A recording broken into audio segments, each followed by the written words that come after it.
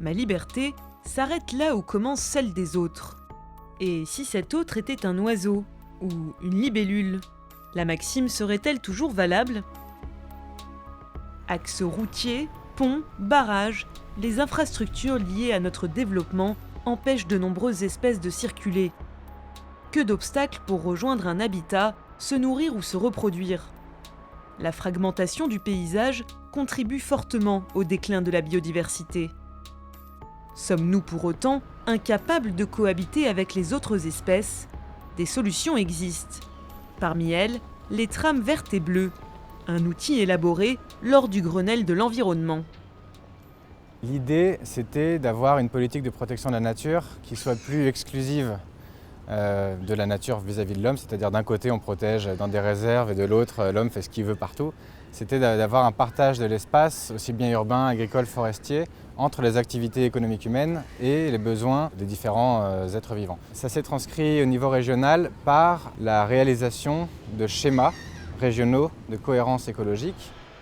Trouver une synergie entre nos activités et le fonctionnement des écosystèmes.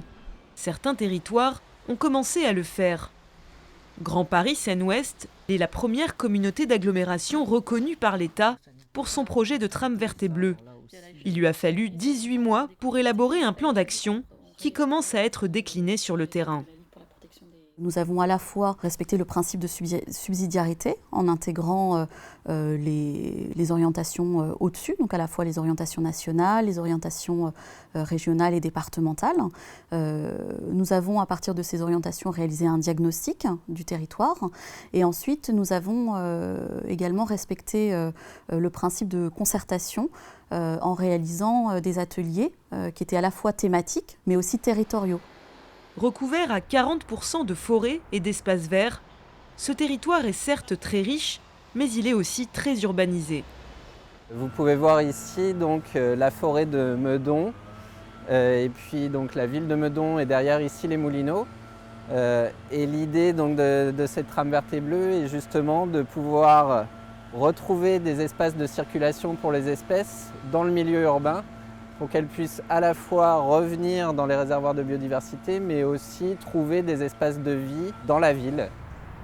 Cela commence par une gestion écologique des parcs et jardins existants, espaces refuges pour la biodiversité. Au parc de Brimborion à Sèvres, 33 espèces d'oiseaux ont été recensées. On a pas mal d'arbres qui sont assez âgés et qu'on essaye de maintenir sur pied, même une fois qu'ils sont morts. Ceci pour favoriser, encore une fois, toutes les espèces d'insectes qui se nourrissent du bois mort en décomposition et qui sont la base de la nourriture de pas mal d'espèces d'oiseaux. Mais cela ne suffit pas. Voies ferrées, trottoirs, avenues, tous les espaces empruntés par l'homme peuvent servir d'habitat et de corridor pour la biodiversité, à condition de bien les entretenir. Effectivement, ça ne suffit pas de gérer correctement tous nos parcs et nos jardins publics et c'est pourquoi on essaye d'aller plus loin. Ceci passe évidemment donc par l'arrêt de l'utilisation des pesticides et produits phytosanitaires sur la voirie et par la mise en place, dès que possible dans les projets de réaménagement, d'espaces végétalisés sur l'espace public. Sur ce talus, le long de la voie du RERC, papillons et insectes n'ont plus à s'inquiéter des tondeuses et pesticides. Ce sont des moutons qui pâturent la strate herbacée. Cette allée, qui relie la forêt de Meudon au parc situé en ville, n'est entretenue que par élagage et en respectant le cycle de vie des oiseaux. Cette mesure sera généralisée à l'ensemble des voies publiques du territoire. Et qu'en est-il de l'eau ? En région parisienne, la Seine est une importante trame bleue fragilisée par la bétonisation des quais. Un rebord comme celui-ci peut devenir un vrai piège pour les animaux qui n'arrivent pas à le remonter. Lorsque le terrain s'y prête, comme ici, à Boulogne-Billancourt, des aménagements comme cette frayère sont possibles. L'idée de cette frayère, en fait, est de pouvoir servir de gîte d'accueil, notamment aux populations de poissons de la Seine qui vont pouvoir venir dans ces espaces pour se reproduire. Ce sont des endroits où il y a moins de courant et où en fait les œufs de poissons vont pouvoir s'accrocher à la végétation et continuer leur stade de développement jusqu'à l'alevin.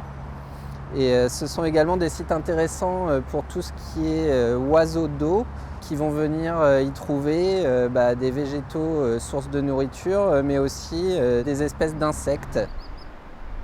Mais ces aménagements sont rares. La création d'habitats en milieu urbain n'est pas chose aisée, surtout quand de nombreux acteurs sont mêlés. C'est une des difficultés que rencontre souvent Grand Paris Seine-Ouest.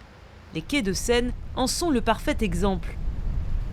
La nature n'appartient pas à une personne en particulier, donc on peut se retrouver avec différents acteurs qui sont l'agence de l'eau, le port de Paris, les voies navigables, des particuliers, des communes sur lesquelles la berge se trouve. Et donc si on veut travailler sur ce secteur-là, il faut faire travailler tout le monde ensemble, avec des intérêts qui ne sont pas forcément concordants. Malgré ces difficultés, à GPSO, le respect de la biodiversité est maintenant inscrit dans les plans locaux d'urbanisme. Même s'ils sont peu contraignants, les schémas de trame verte et bleue initient un changement important, celui de rendre compatibles nos activités économiques avec les besoins des autres êtres vivants.